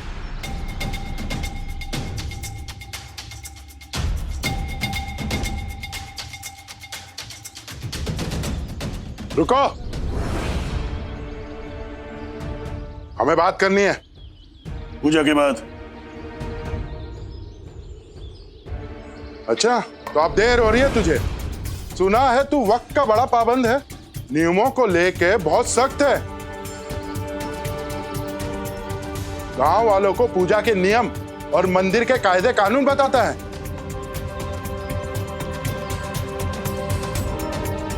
और थोड़ा इधर से उधर हुआ तो भगवान की दुहाई देता है कि भगवान इन सब गांव वालों को श्राप दे देंगे। और जब तू गलती करे तो उसका क्या? क्या भगवान ने पुजारियों को छूट दे रखी है? क्या ये नियम पुजारियों पे लागू नहीं होते हैं?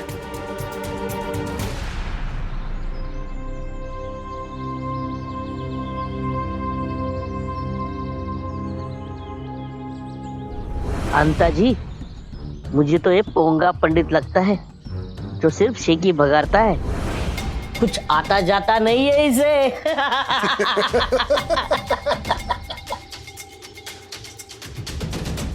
ए पंडित, भगवान भले ही तुझे माफ कर दे, लेकिन हम नहीं करेंगे। कल समय पे आ जाना, नहीं तो मंदिर से बाहर निकाल देंगे। चलिए पंता जी। चलिए।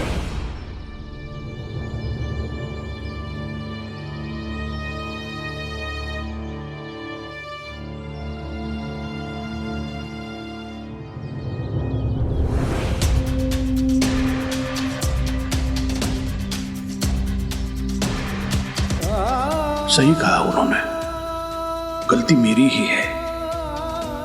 चूंकि गलती मेरी है तो प्रायश्चित भी मुझे ही करना पड़ेगा। हाँ प्रभु, यही रास्ता सही रहेगा।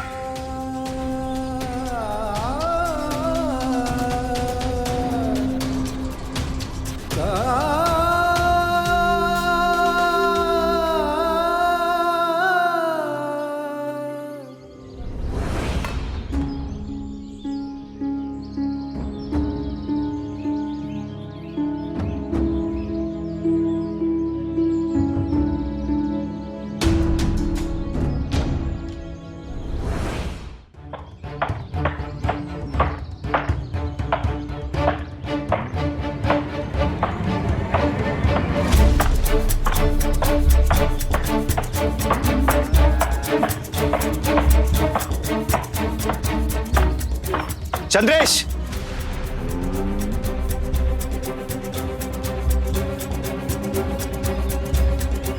अब मुझे शक हो रहा है कि तुम और साई दोनों मिलकर कोई ना कोई खिचड़ी पका रहे हो।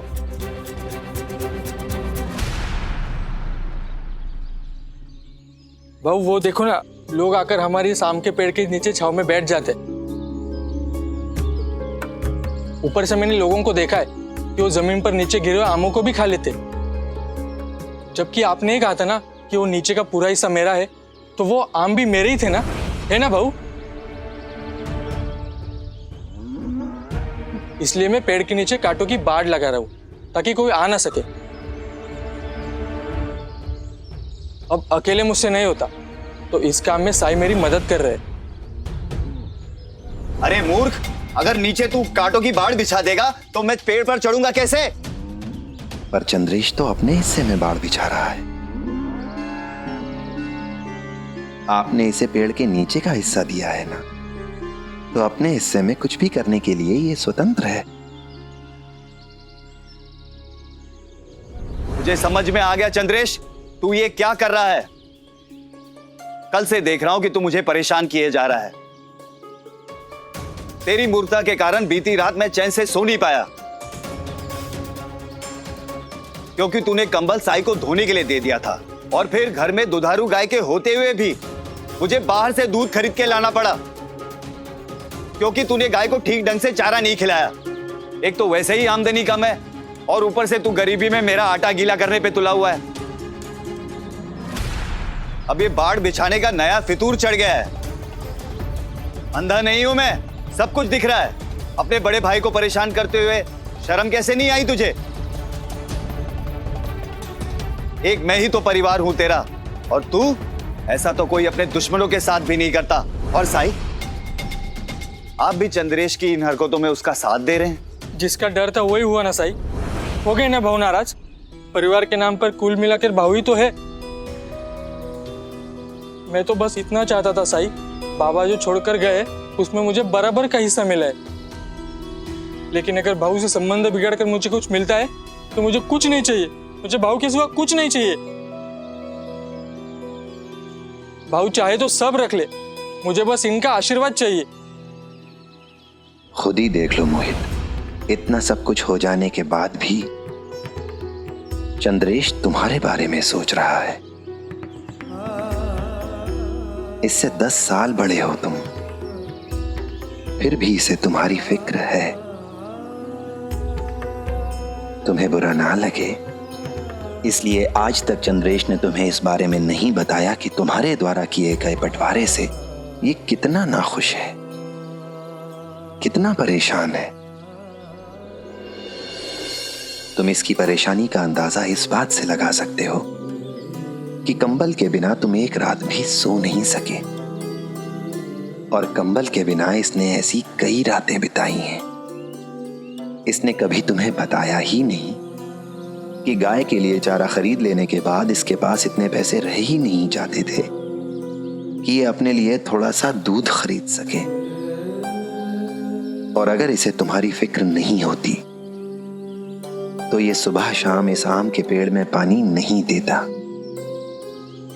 और फिर ये आमों का जो लुत्फ तुम उठा रहे हो ये नहीं उठा पाते तुम।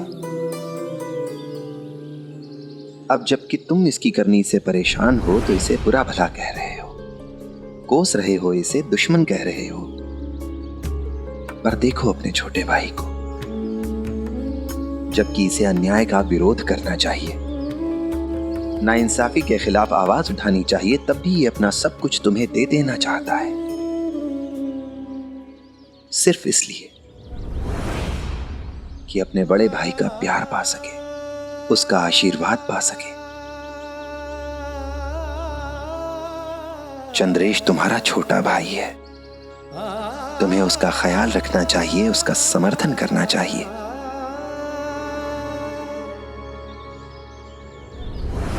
मोहित, एक बार सोचो और बताओ,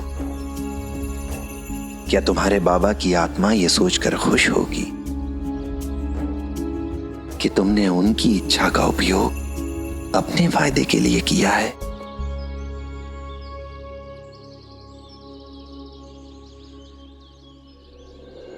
चंद्रेश,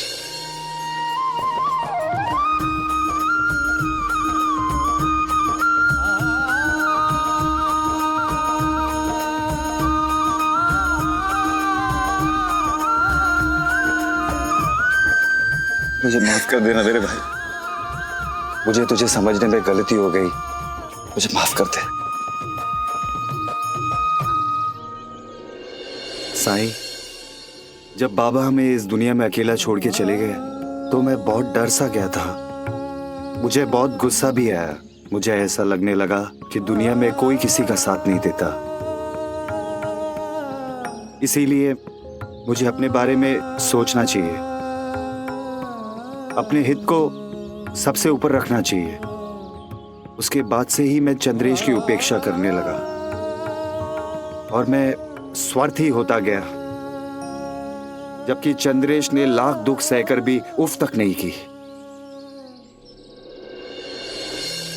आप बिल्कुल सही कहते हैं साई, चंद्रेश वाकई में बहुत छोटा है, तभी तो ये निश्चल और निस्वार्थी है। अगर बड़ा होता तो शायद मेरे जैसा होता।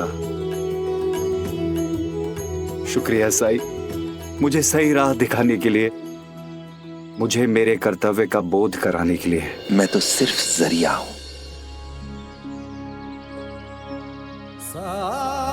करता तो वो है। सबका मालिक एक।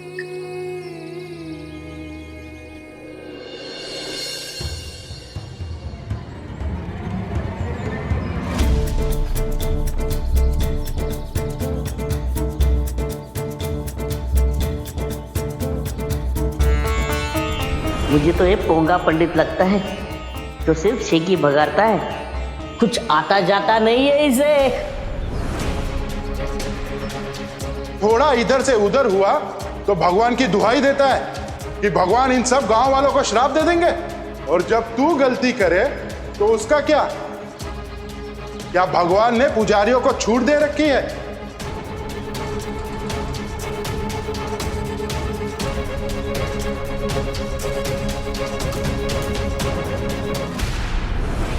हे भोलेनाथ, मुझे कुछ समझ नहीं आ रहा है कि कौन सही है और कौन गलत है।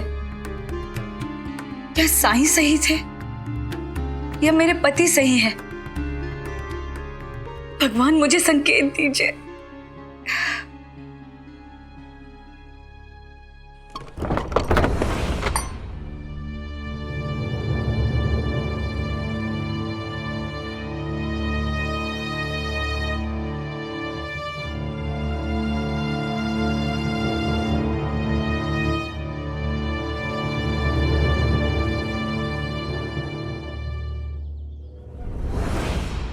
प्रभु,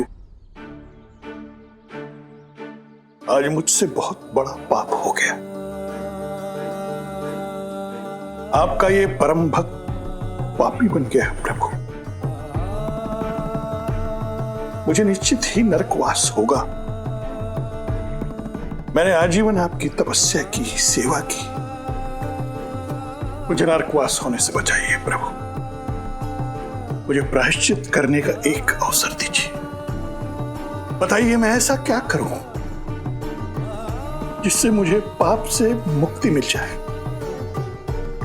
मैं निष्कलंक हो जाऊं। बताइए प्रभु, संकेत दीजिए।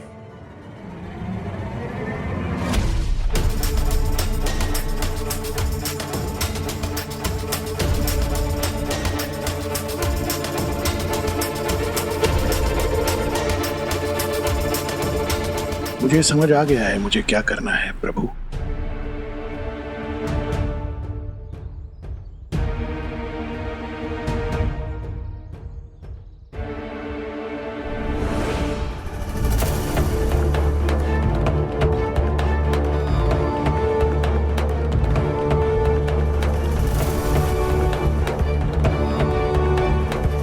आओ, ये आप क्या कर रहे हो?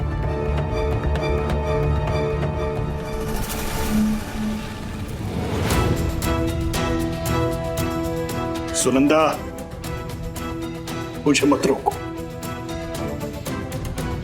मैंने जो पाप किया है उसका प्रायश्चित मुझे करना ही पड़ेगा। काका मत कीजिए ऐसा। तुम लोग जाओ बाहर। जाओ सुनंदा, मेरी बाहर। बात सुनिए। बाहर काका जाओ, कुछ तुम मत भी कीजिए बाहर। काका। अरे मेरी बात तो सुनिए। काका सुनिए। आओ, मेरी बात तो सुनिए। सुनिए तो सही, आपकी कोई गलती नहीं है। आओ सुनिए, आपने कुछ नहीं किया है। दरवाजा खोलिए। क्षमा महादेव, अपने भक्त का कल्याण कीजिए, उसे पाप से मुक्ति दीजिए। काका आओ आओ।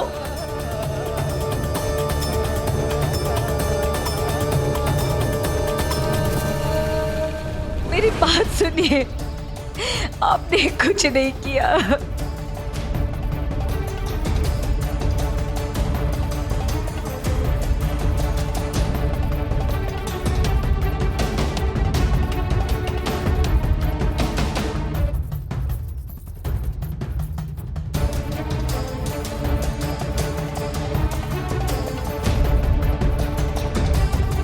ये आप क्या कर रहे हो? छोड़ दीजिए, मत कीजिए ऐसा, मत कीजिए। भगवान, हे भगवान।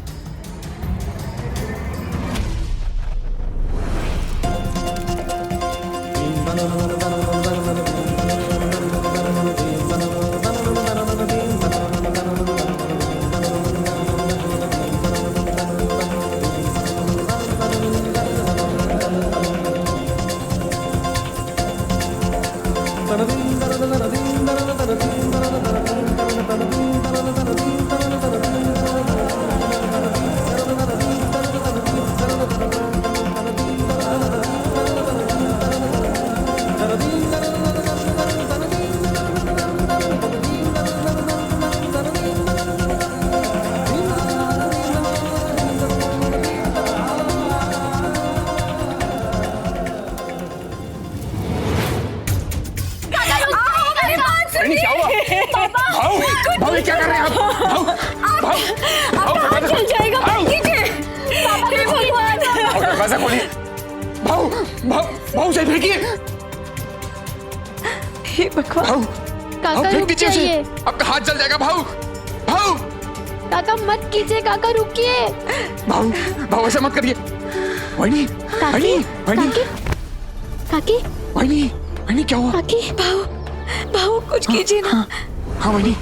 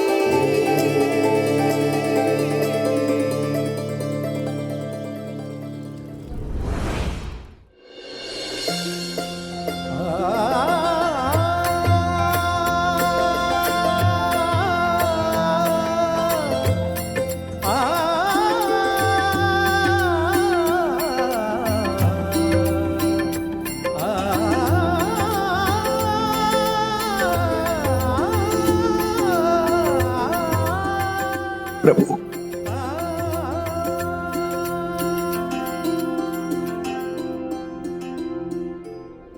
सुनंदा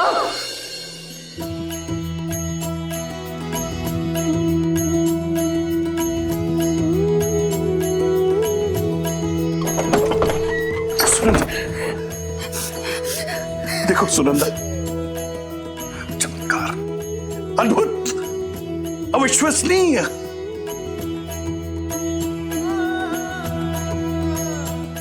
देखा सुनंदा, इतनी देर तक हथेली पर कपूर जलने के पश्चात भी हथेली पर आंच नहीं आई और कोई पीड़ा भी नहीं हो रही है मुझे।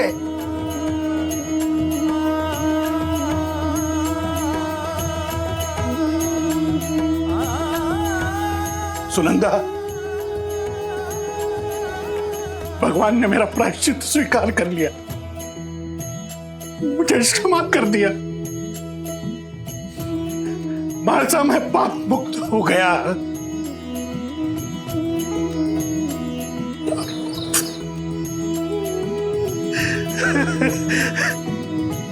प्रभु प्रभु तुम्हारी लीला।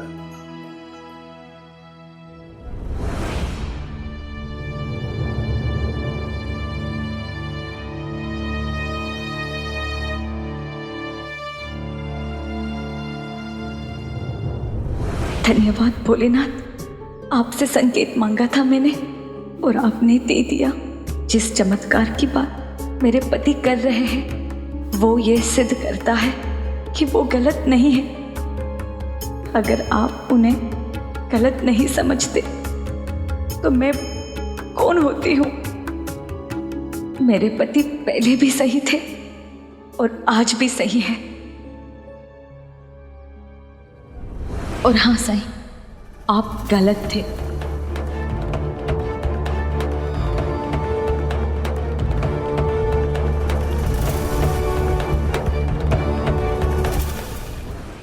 धार्मिक वीडियो सबसे पहले देखने के लिए हमारे चैनल को सब्सक्राइब करें और बेल आइकन दबाएं।